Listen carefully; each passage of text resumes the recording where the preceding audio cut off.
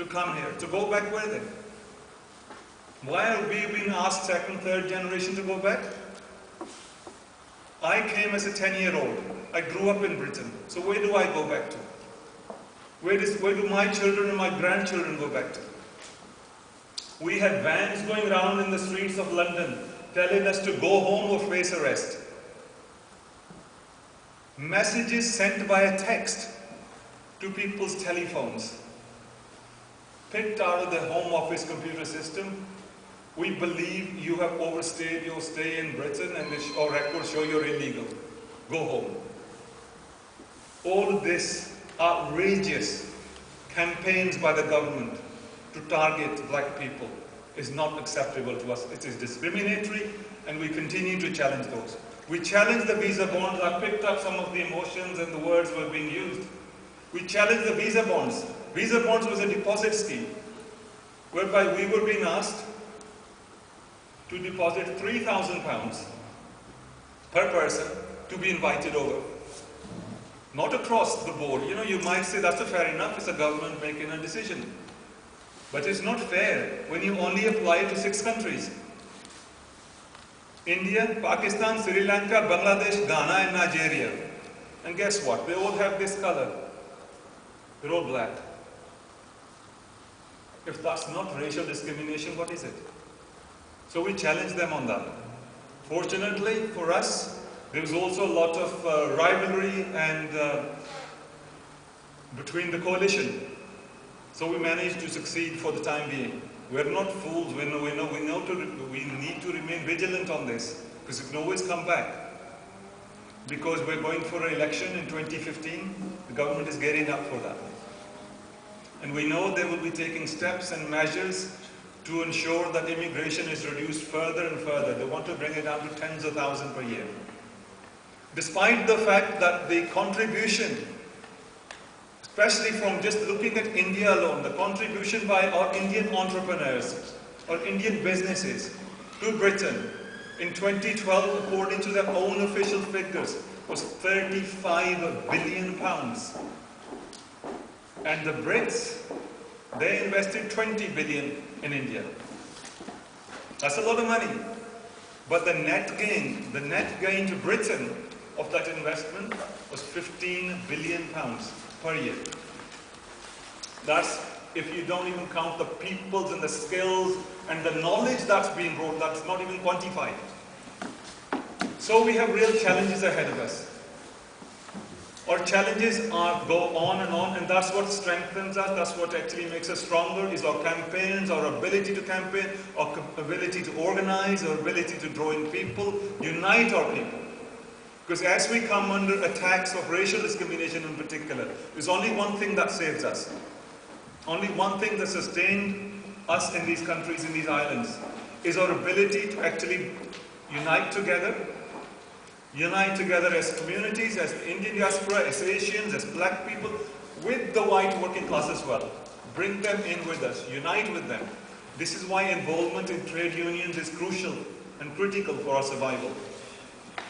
That we join trade unions, we work together with them, we work with progressive movement here and say, together we have to put up a fight against this reaction.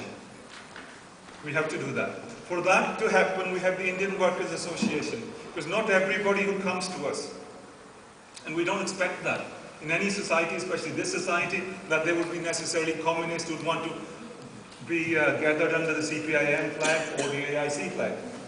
So we have the Indian Workers Association, which is a much broader organization that draws in people and brings them under these sort of broad headings of organizing under trade unions and for peace and friendship, for promoting welfare and culture and so on and so forth. So under that banner. But we're not even saying that you have to, people may not even feel comfortable with that. Then we have a cultural organization called Chetna, which is purely for art and culture, which will allow us to draw in and bring in people that come really on the broadest sense as social families get together, allowing families to come together, discuss problems, share issues, maybe even share some food, so that they can organize under that banner.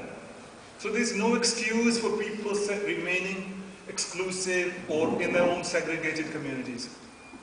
We have the vehicles and the mechanisms for people to come together and organize themselves. To collectively have a common voice, develop a common voice, because the more united we are, the greater numbers we have, the more our strength will be felt, and the more influence we will have to bring about real change.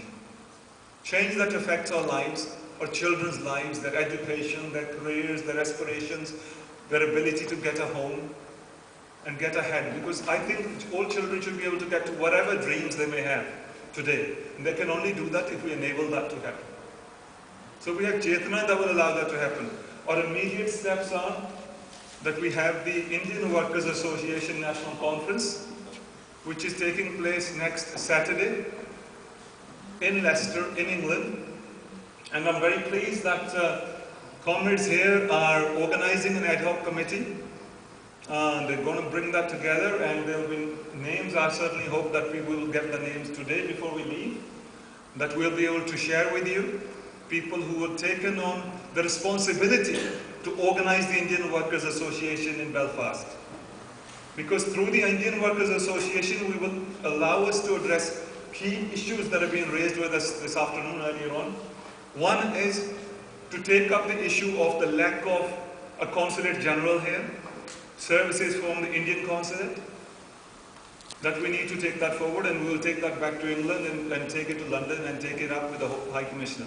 There's a new High Commissioner coming, and I believe he's from Kerala. He comes from Kerala, but so we'll be able to take that on with him and discuss that, and hope that something can be created. This will be the initial work of the IWA to enable that to happen. The second one is, we know there's a lot of people facing real hardship and discrimination at their workplaces, especially in the health sector. So we're asking our comrades here to identify a trade union, whether it's Unite, whether it's Unison, but we will look at that. So how we get members involved and enroll them as members of a trade union, as well as members of the Indian Workers Association. The Indian Workers Association is not a money-making machine. We're not asking for lots of money from you to join the Indian Workers Association. It is only £2 for 2 years, £1 a year. It's merely to say, I belong. That's all it says. I belong to the IWA. The IWA that has a 75-year history of fighting for workers' rights, fighting against discrimination, fighting for social justice. That is what it means. But what it also means is, once we have 200, 300, 500, 1,000 members, then we go to a trade union and say, on behalf of 1,000 members, I'm asking you to defend this case, and do that. They listen. We go to an MP and say, on behalf of the Indian Workers Association, we want you to take up this case and stop this discrimination practice. They listen. We go to a municipality, a councillor, an MLA. Once we have the membership and the strength behind that banner, the banner alone cannot do it. It can only be powerful and meaningful if we enroll ourselves as members and go out, and as many friends, as many people that we know, whether in the workplace or in our localities, and enroll them as members. Anybody over the age of 18 can be a member of the IWA, as long as they subscribe to the constitution of this organization. The only people we try to exclude